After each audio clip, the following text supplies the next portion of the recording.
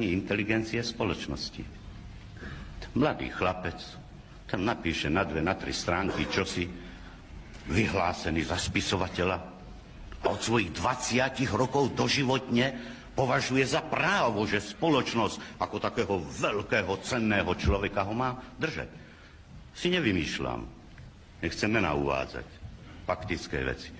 A sa mu dá hneď tvorivé štipendium, nič nevytvoril, nikde nič neukázal, že vie vytvoriť. Vyradený z inej práce, stáva sa profesionálnym spisovateľom.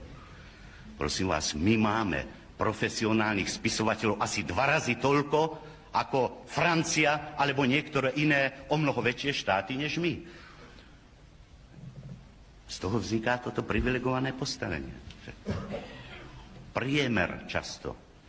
Trocha to opeprí nejakými oplzlosťami, sem tam 2-3 pornografické výrazy a hovorí, aký som svetový. Však to sa nosí v New Yorku. Tak to, že to neuznáte, že ja som takýto svetový.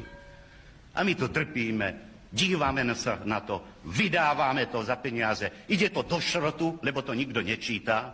Však. A pestujeme kult voľakých privilegovaných ľudí.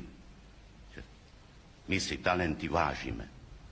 Vážime si poctivého robotníka, vážime si poctivého spisovateľa, ktorý má talent, ale flakača ani na závode, ani na kultúrnom poli si nevážime a vážiť nemôžeme.